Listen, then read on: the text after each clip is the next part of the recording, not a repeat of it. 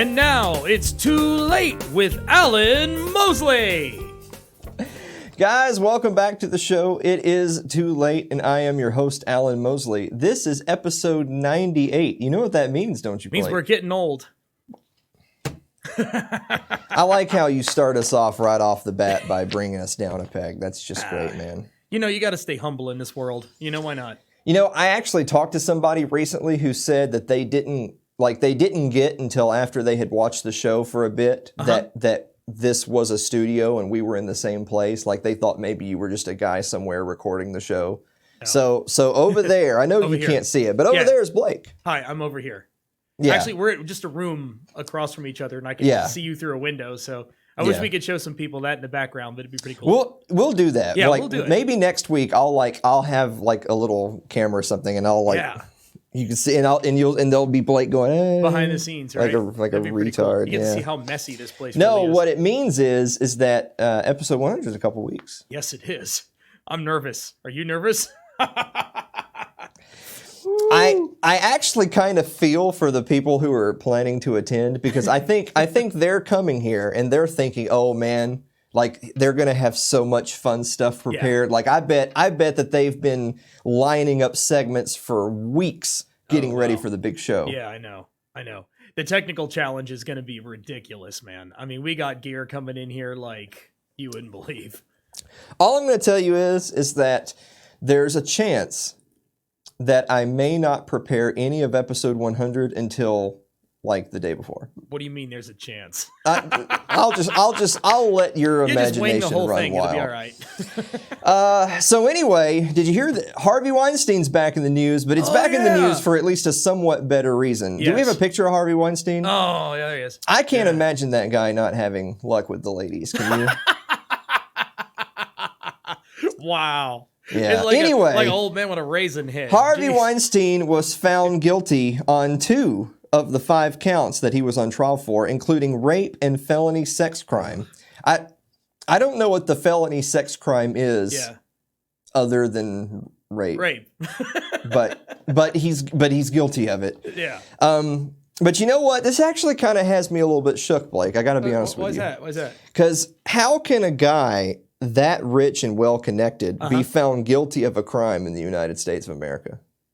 I don't know. It's a mystery. This verdict kind of like shakes my faith in humanity a little bit. Yeah, it should. Yeah. Now there's going to be somebody who this is the first episode they've tuned into, and they're going to be saying, he's a rape apologist. Well, if this were the old show, I would tell them to go to a website that would give them information on what they need to make the right choice for themselves. But I'm cleaning up my act. Yeah. Yeah. So anyway, Blake, tell me this. Did you know that cars were to blame for all of our economic and socio-political issues? No. That's weird. Why? Well, it's weird because it's retarded. Yeah. Pull up this link right here. So this is actually an article from Pocketworthy. How cars divide America. Car dependence not only reduces our quality of life, it's a crucial factor in America's economic and political divisions. Okay. This was written by a guy named Richard Florida, by the way, which so there's 2 people that you don't trust, all right? You don't trust people with 2 first names. Right. And you don't trust people who have a state as a name.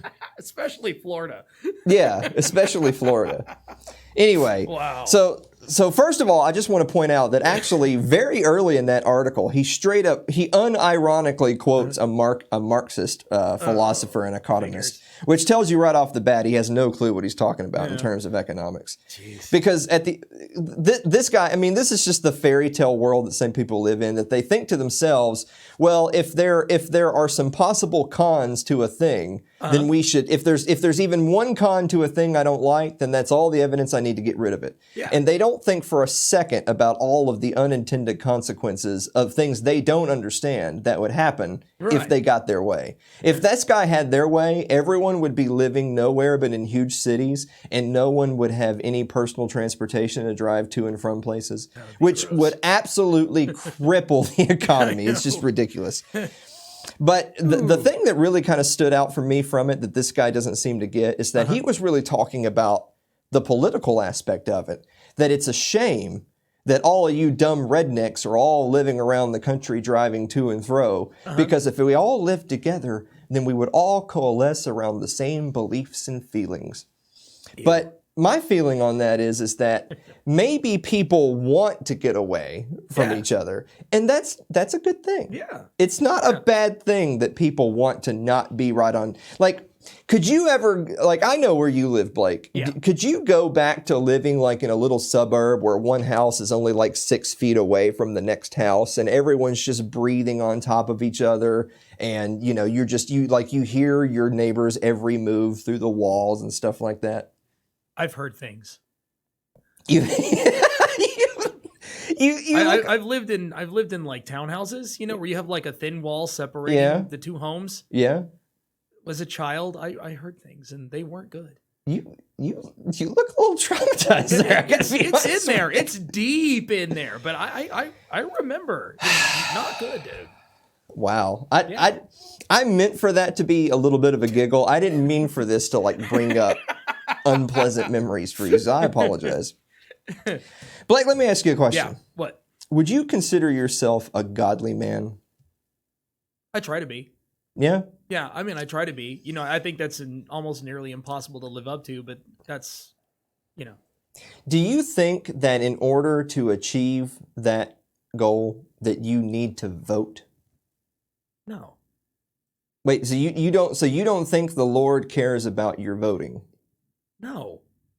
Okay, I just want to check because I like to get another opinion. No way. This is actually an article from the Christian Post. Pull this up right here. For Christians, voting is not an option. Whatever. It is a divine calling. No. Yeah, that's what they said. So I don't feel that way. So listen to this. So according to these knuckleheads, it isn't good enough to believe ethically and morally virtuous things. And it's not even good enough to walk the walk either. No, you aren't doing your duty to God if you don't get out the vote. Yeah. You're so wrong on that. I mean, dude. I mean, let's put the Christian spin on it. If God's in control, your vote doesn't really matter. You know? Your vote doesn't really matter anyway. Right. Your vote doesn't matter in this world or the next. That's the thing. But I really wanted to cap that off by saying, you know, in my opinion, the problem is too many people are voting, not too few. That's true too. Yeah. I mean, even some dead people, which is really shocking. Yeah, sometimes. Maybe it's the Holy Spirit. Maybe they're trying. We've cracked the code. Yep. Those people are trying to get into heaven. Yep, that's right. That's right. They're being reborn. They're risen again from the grave. There you go. I feel like we've potentially wandered into an uncomfortable area that's going to get us in trouble. Nah. I think that means we should take a commercial break. We need to take a commercial break before we get into trouble. We'll be right back.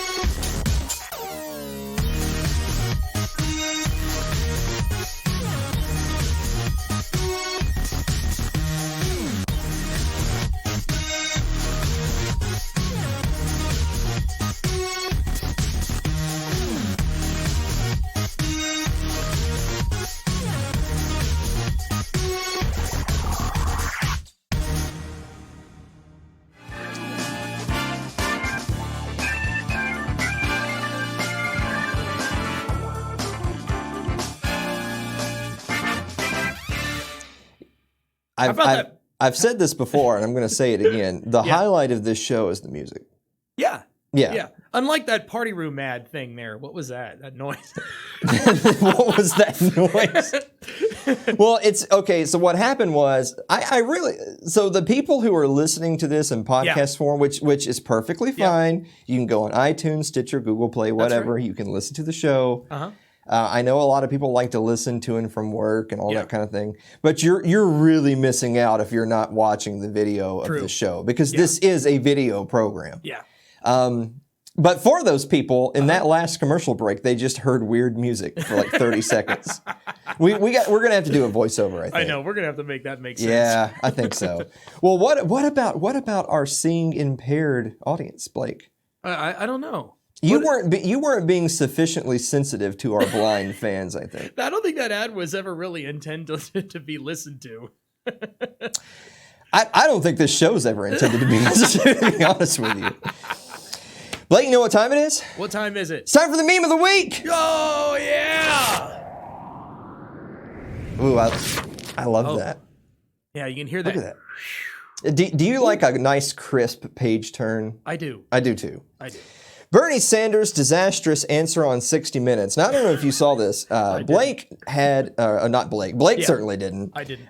Bernie Sanders had an interview on 60 Minutes with Anderson Cooper this past week. Okay. And he had a pretty serious faux pas, if I would dare say. Basically, what happened is Anderson Cooper asked Bernie, so you've got all these promises, you got all these programs that you wanna institute. You know, how much is this going to cost?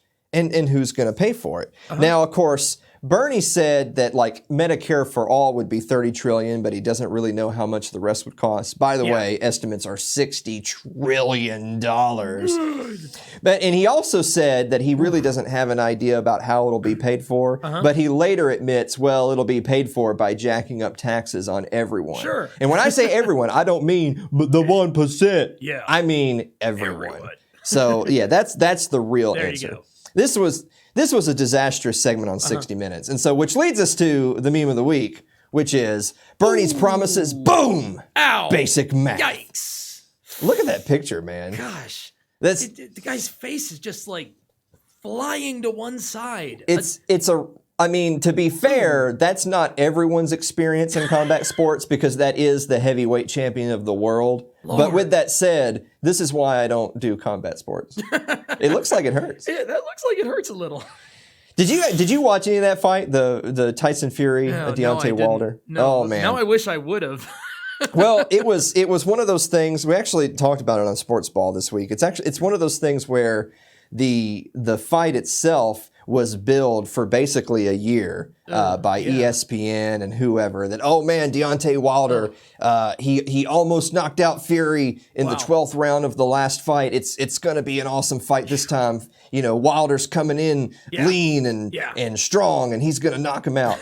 So anyone who watched that fight, get rid of that. So anyone who watched that fight knows that Tyson Fury totally outboxed Wilder in their first fight. It was declared a draw. Everyone knows that Fury really won. It's just boxing's corrupt as all holy hell. I've heard it's fixed. But in the rematch, man, Fury just wiped the floor with Wilder. I mean, as that picture kind of gives you an idea, that is a microcosm of how the fight went. If you see that picture, the pain is like, everyone who saw that picture felt that pain. Yeah. Well, you know what's funny? I actually didn't have this. I have it for Sports Ball. I didn't actually have this for today because I don't want to get too deep in on this. But he got hit like in the side of the head. I mean, you see fighters get cauliflower ear. You know, he got hit and it like cut the inside of his ear, and there was blood leaking out of his head for like 3 or 4 rounds until they threw it. Yeah. Boxing's savage. Boxing sucks compared to MMA, but that fight was pretty good. I'll admit. Wow. So it just goes to show if you don't want the fight, if you don't want the judges to rig the fight, just beat the hell out of the other guy. You don't have that problem. It's a second week in a row that we have got viewer mail. Whoa.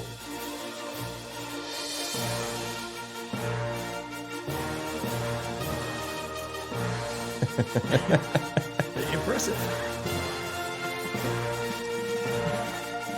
that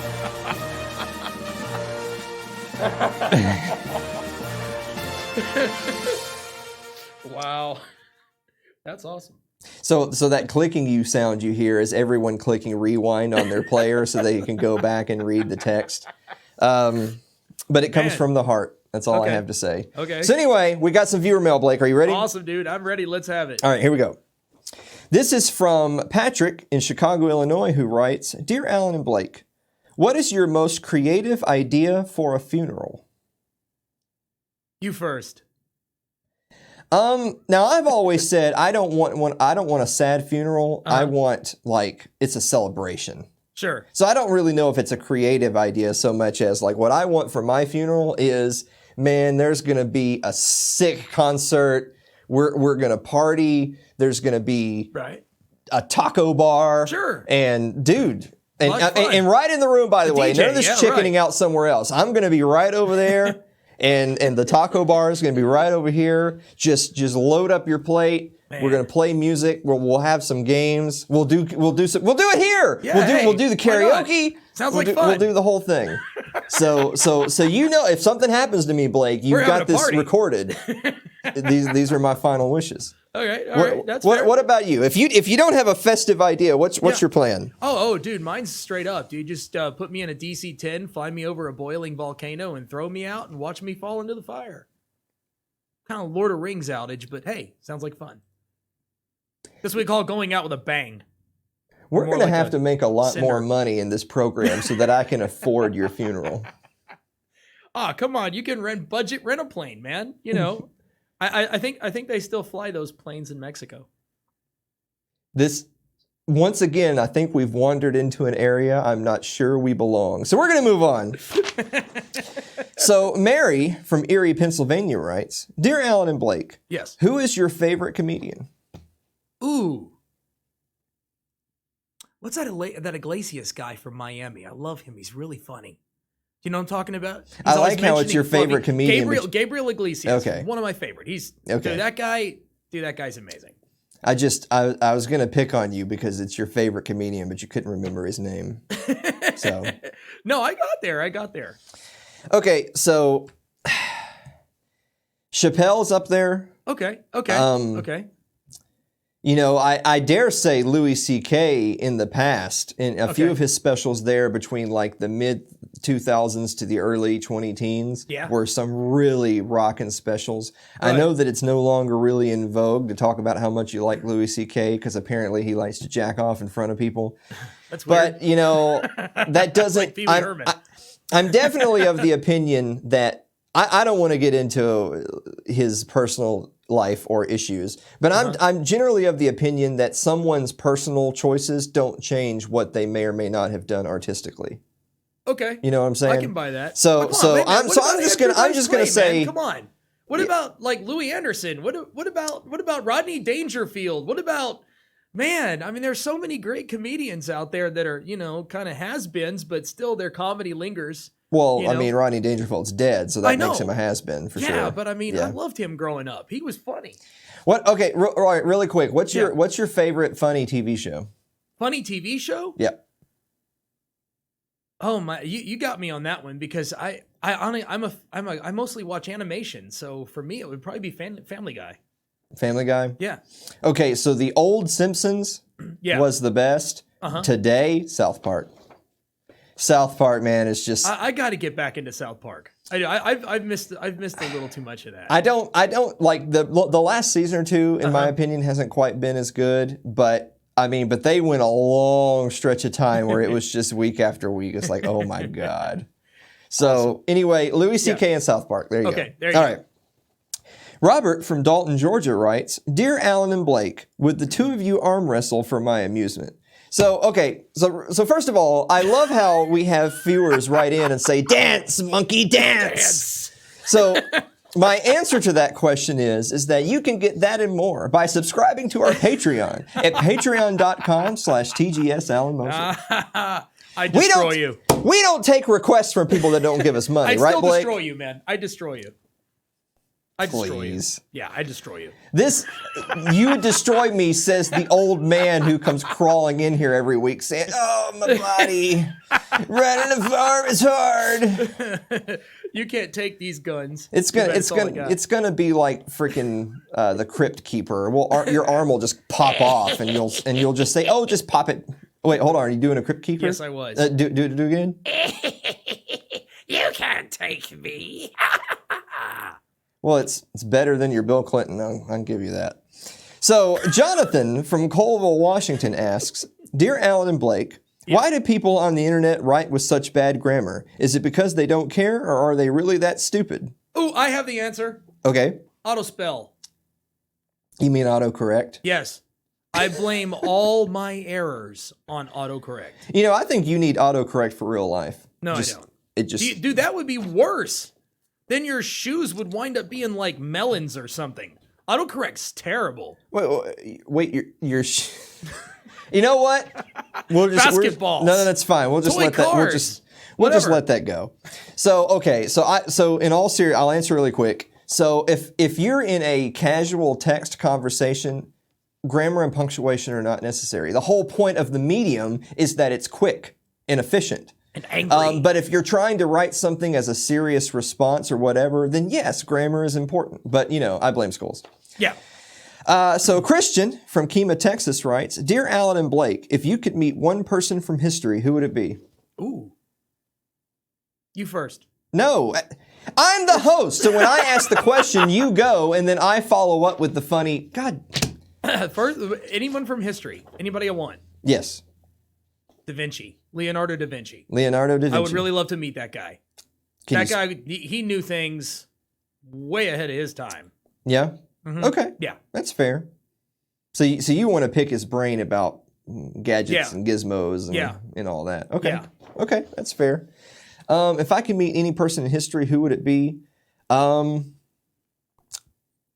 Scarlett Johansson. Why? She's not historical. Well, I mean, history is being made as we speak. What does she bring to the You don't get to talk back. You're the sidekick, Blake. Jesus, we've done 98 episodes. You still have no idea what your job is. I swear to God. Okay, we've got one more, and we're way over time, so we're gonna do it really quick. Celeste from America writes, Dear Alan and Blake, will you ever do a segment where you check out Blake's goat farm? Blake, are we going to do a man on the street thing out at the goat farm? Dude, we could totally do that. We could do that. Yeah, I think people would really think that was cool. We could do a little And we have alpacas too. You know, whenever you throw alpacas in there, remember that thing about the baby Yoda deal? Yeah, it's putting an alpaca on it. Yeah. I don't know about that part, but you know what? We will do a pre-recorded segment where we tour the farm, I think. Sure. Yeah. Absolutely. Well, there you can go. see how deep the mud is in Tennessee. Wait, hold on, but I forgot my own rule. But What? we don't take requests without. No, I'm just kidding. Actually, Celeste is one of our supporters. Yes. So actually, yeah, we're going to go out to the We'll farm. do it. And- Totally. Yeah, we'll do it. Guys, we'll be right back after this break.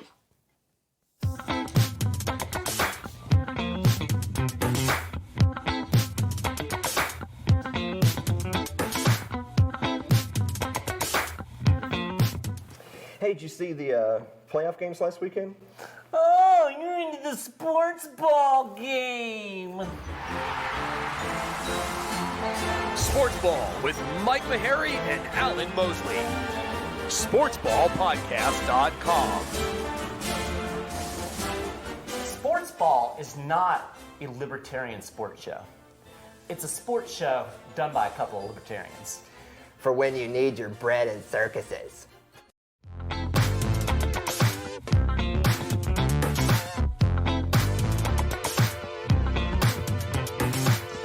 All right, guys. Listen. That's. Yeah. This is. I wish we could just it's a shame that we edited the music down into bump. We should just let it play. Let it play and then roll the credits, I think. Yeah. Music's epic. Well, it's time for our one serious segment of the week. Okay. So this is actually the story of Nick Sutton. Unfortunately, this happened right in our backyard, Blake. This is from the state of Tennessee. Yeah. So go ahead and pull that up. This is an article, I think we saw it in the Nashville Scene. The execution of Nick Sutton. Tennessee has executed 7 men in the past 18 months. So there's Nick right there in the article. Original article was by Stephen Hale. Okay. So So this is basically what happened is Nicholas Sutton, he was found guilty of murder. He's put on death row. He was executed just recently. And despite calls for clemency, he was those calls fell on deaf ears. And I want to read through a bit of this article detailing a little bit about Nick Sutton and his life and kind of where his life wound up. Go ahead and kill that, Blake. Okay. So people that know me and have listened to the show before, you'll know that I'm very much against the death penalty. I don't feel that the government has the authority to issue the death penalty because the government can only possibly have powers delegated to it from the states and the people. And you and I don't have the right to kill someone because they wronged us. Right. And so they can't possibly either. But with that said, we'll get more into that to the end. So I want to preface this really quick by saying this is not a call to say that Nick Sutton was innocent and that he was wrongly accused. This is more talking about the justice system, the correctional facilities that people are sent to, and if we really believe those words. Yeah. So I'm going to read this. The state of Tennessee executed Nicholas Sutton, he was 58 by the way, by electrocution last night after Governor Bill Lee denied a clemency application supported by corrections staff, victims' family members, many of the original jurors, and those whose lives Mr. Sutton has saved. Now, we'll get to it a little bit later in the article, but I want to point out really quick, he was 23 years old when he was sentenced to death. Wow. And the sentence was carried out when he was 58. Man. So that's, I mean, what is that, 35 years? Yeah, something like so that. he lived more life on death row than he did before being sentenced. That's ridiculous. Yeah. I mean, even if you believe in the death penalty, you can't possibly believe that stewing around in jail for 35 years and then having your sentence carried out is right. That's just ridiculous. There's nothing right about any of it. Nick Sutton has gone from a life taker to a life saver, former federal district court judge Kevin Sharp wrote in Mr. Summon's clemency application. That's by the way, that's quite a person to have testifying for your clemency as a former judge. Yeah. No fewer than 7 former and current Tennessee correction officials supported clemency for Mr. Sutton, who they described as an honest, kind, and trustworthy man who has used his time in prison to better himself and show that change is possible. One wrote that Mr. Sutton's efforts at self-improvement and willingness to embrace change are an inspiration. That kind of goes to the idea of correctional facility, right?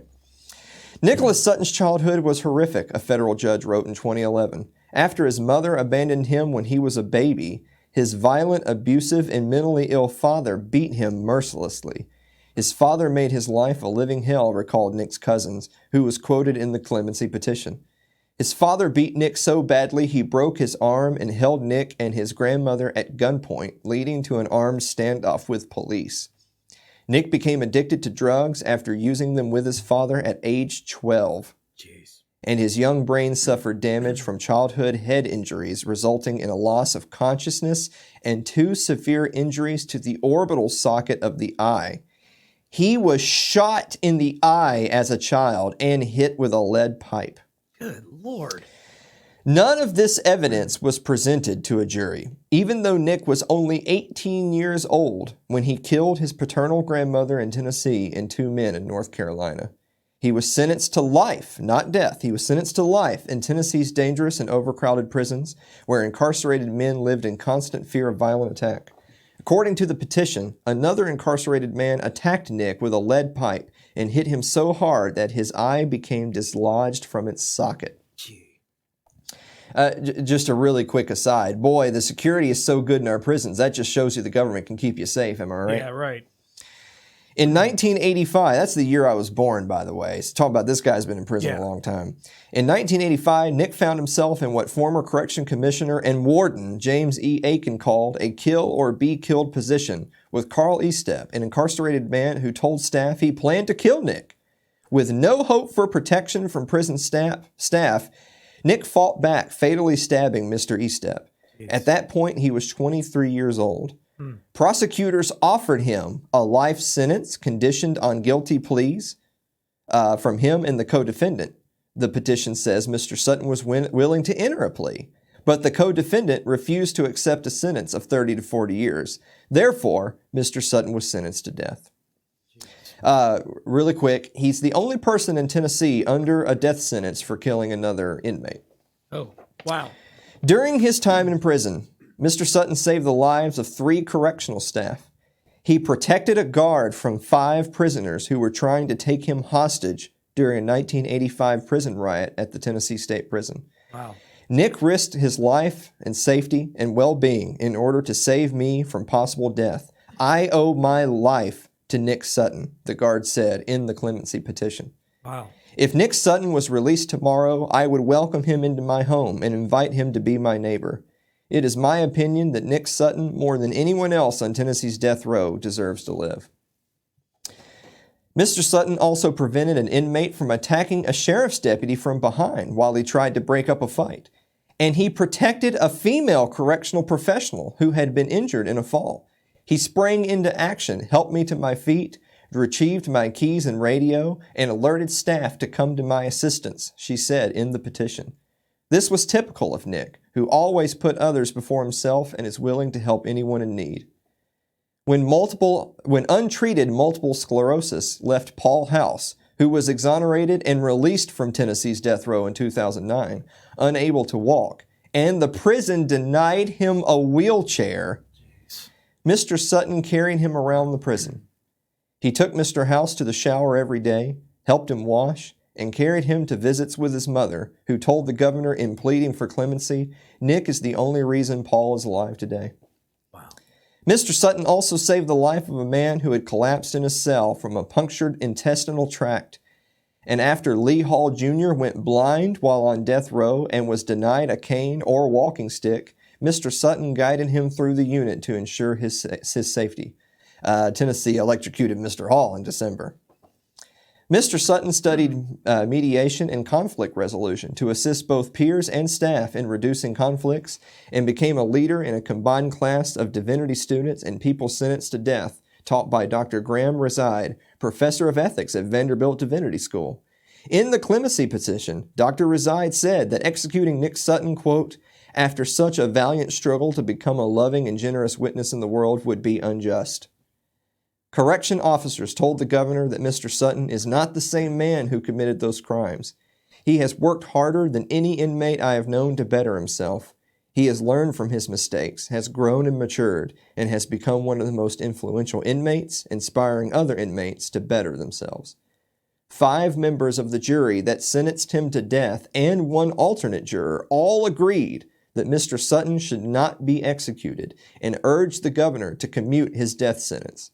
Victims' family members, including members of the Estep, Sutton, and Allman families, all asked the governor to spare Mr. Sutton's life.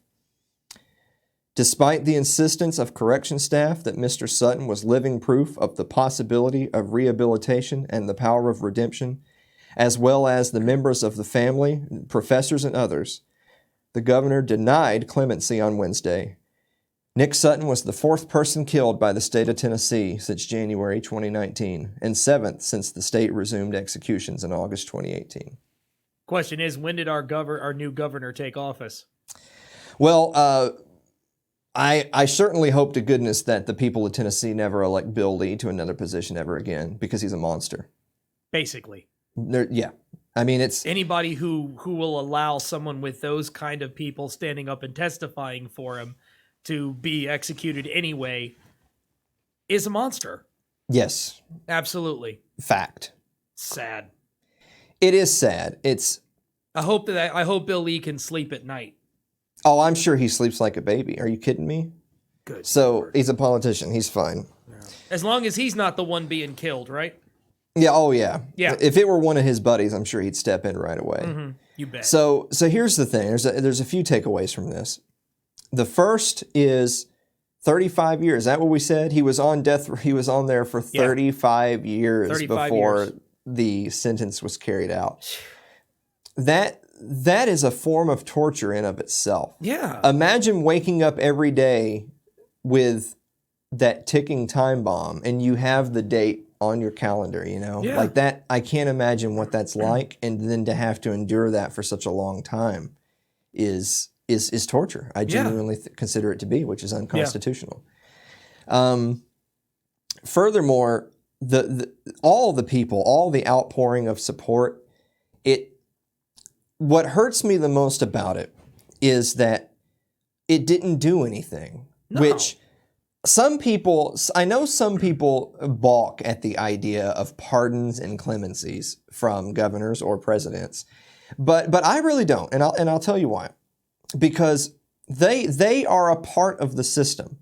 Look, the governor of the state of Tennessee, I'll stick to just Tennessee because this is what this story's about. I won't get into national politics. The governor is a part of the justice system. He has the legal right to give clemencies to inmates in the position that Nick Sutton was in. Right. By that logic, he is a part of the justice system. Yeah. And by refusing to take part, that's not him standing up and saying justice is served. No, that's him abdicating his part of responsibility. You know what I'm saying? Yeah. Like that's him saying, well, I'm not going to take part, even though as governor, he is part of the system. Yeah. And furthermore, to all those people, to all the activists, to all the people saying that this shouldn't happen, and specifically for Nick Sutton, all the people saying this man shouldn't have his life taken away, please listen to our pleas. Look at all of this outpouring of support. Why don't you just save them the trouble, right? Like if you're Governor Bill Lee, why don't you just save them the trouble by saying up front, I don't care what any of you say, and I don't care how many people line up at my office. I'm not going to spare this man's life. And then that way they won't waste their time with you. Right. That way, instead of wasting their time with the governor's office, they'll instead put all of their time into just getting rid of the death penalty in the state of Tennessee. Agreed. And then finally, to that last point, I mentioned in the beginning, I don't believe that the state has the right to take a life of a human being. I really don't. I don't consider that to be a just and reasonable aspect of justice that the state can perform. Right. I think the state gets its enumerated powers, as they say in the Constitution, from the people. And the people do not have the right to take the life of another person, only in self-defense. In any other reason, you don't have the right to take the life of another human being. And if you don't have that right, you could not have possibly delegated that right to anyone else. Right. The state does not have the right to take life. There are bad people in this world. There are evil people in this world. And I said from the beginning, I never said that Nick Sutton was a totally innocent man who never performed the crimes of which he was accused. But what are we talking about? Crimes he did as an 18-year-old, and then 23-year-old, he defends himself, and then 35 years later, they electrocute him. And electrocuting him, by the way. Yeah. We're doing that in Tennessee in 2020, Blake. Yeah, we're electrocuting people. We're killing people by frying them. It's the Green Mile in 2020. That's right. In the state of Tennessee. Guys, I know that in some ways this is a cautionary tale to not find oneself caught up in the justice system if they can avoid it. Yeah. But I also urge everyone to contact your representatives, sign your petitions, do whatever you can do to get rid of the death penalty. And if you're in a state where the death penalty exists, get rid of it. Don't go to the federal government. I don't want the federal government telling states how to run their business. Right. I want you to go to your state level and get your state level to get rid of the death penalty. Right. Yeah. Guys, we'll be right back after this break.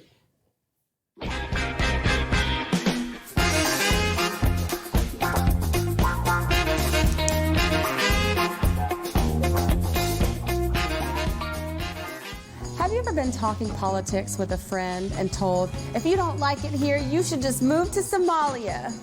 Well, ladies and gentlemen, from the sandy beaches of Mogadishu, Sherry and I bring you Postcards from Somalia, one of the newer products of Little L Productions, where we take on all of the fallacies of the people who say, if you don't like it, you can just get out.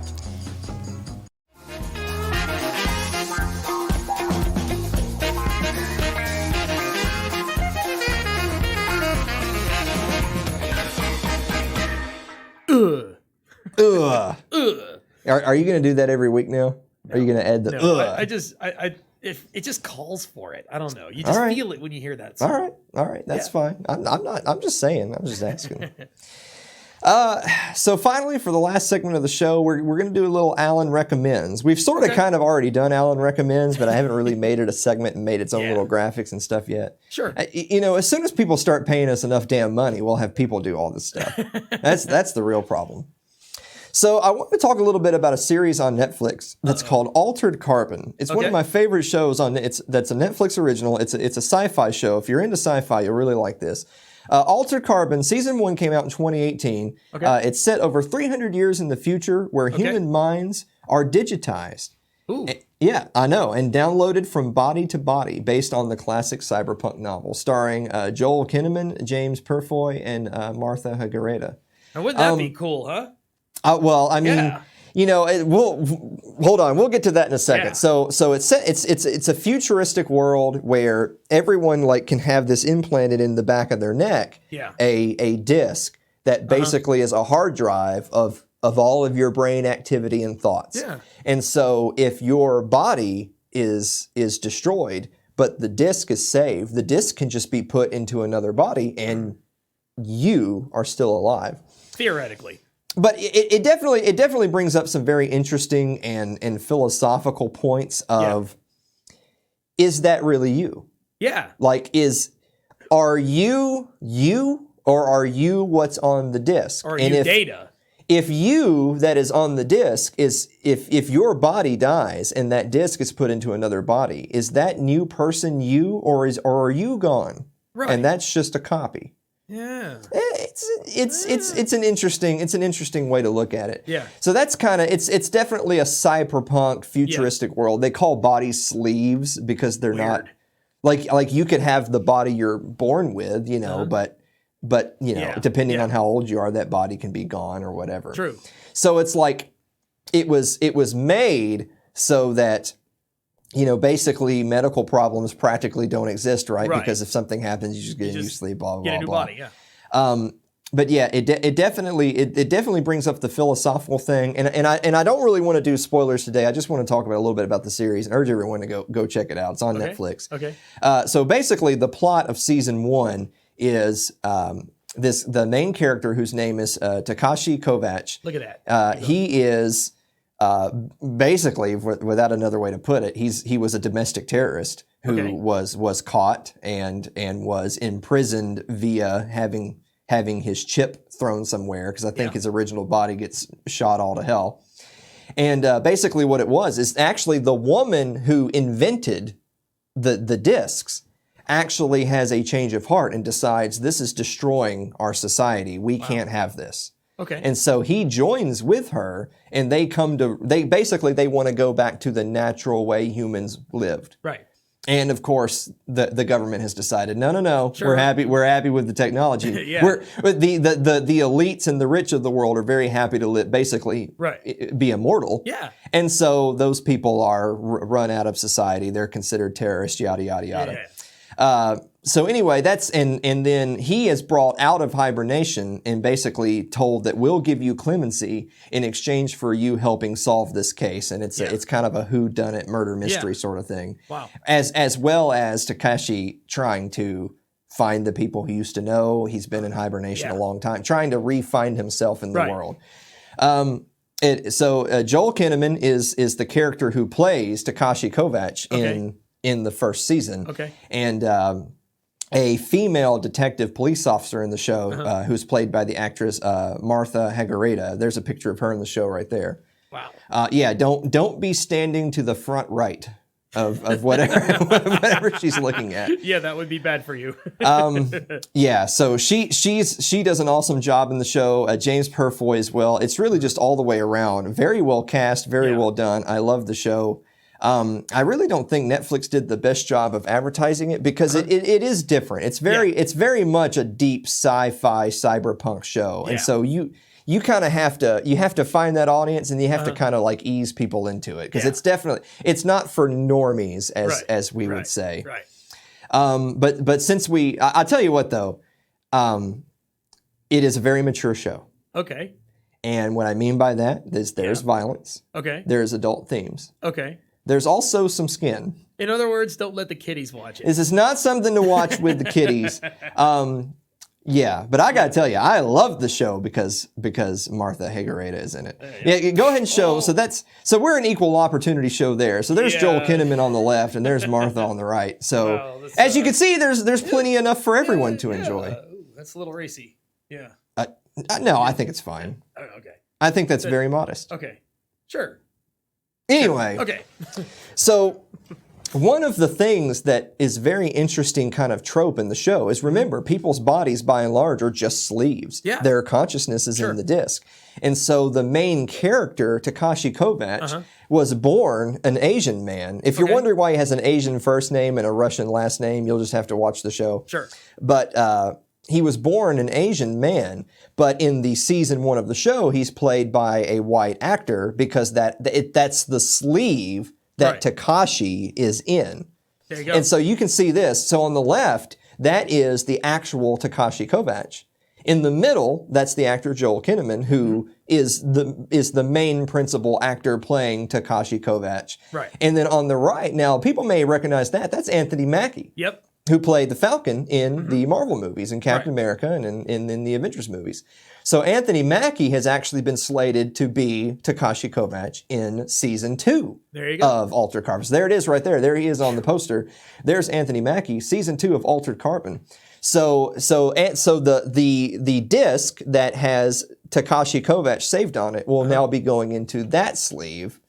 Now some people might point out, so he went from being an Asian man to a white man to a black man, and the answer is yeah. Yep. So there you go. Yeah. So anyway, pull back up the poster. So that is Anthony Mackie, season 2 of Altered Carbon. Believe it or not, this episode that you're watching right now, it comes out February 26th. Season 2 premieres February 27th. That's tomorrow. So you can check out season 2 of Altered Carbon tomorrow. Go binge watch season 1 if you haven't already. Then go watch season 2 on Netflix. Comes out February 27th tomorrow. You're really going to enjoy it. I know I will. Guys, we will be right back after this break.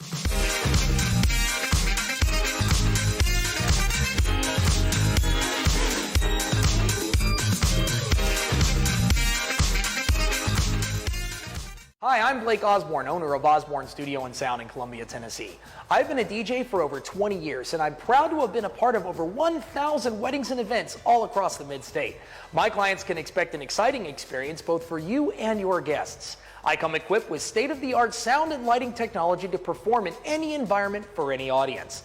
MC, DJ, or videographer, or all of the above. Clients of Osborne Studio and Sound enjoy all these services rolled into one affordable package. When choosing entertainment for your special day, call Blake Osborne of Osborne Studio and Sound at 931-381-1000 or join us on the web at facebook.com/Osborne Studio and Sound Pro Services.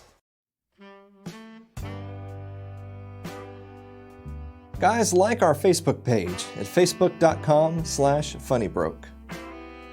You can follow me on Twitter. It's twitter.com. It's at Alan M. Mosley. Finally, subscribe to our YouTube channel. It's youtube.com/funnybroke. So what'd you learn on today's episode, Blake? Let's see. You know what? I think I need to get Netflix back. Yeah, but for only the most wholesome and virtuous reasons, though, right? Like I know. Yeah. I mean, she was really good in season 1. I don't know. I don't even know if she's in season 2 because that's kind of how that show goes. It's just totally different people and everything else. That's cool, man. I mean, hey, Yeah. like, it's another show to get lost in, right? Yeah. Yeah, kind of like this one. Well, I mean, technically we've already had technically we're like on season 3 of this show, aren't we? True. Are we? I think so. I think we're starting season 3 after March 14th. Yeah. And this is the end of season 2. Or next week. Next week's episode is the last episode. Yeah. Something, whatever. It doesn't matter. Guys, thank you so much for watching, and we will see you next week.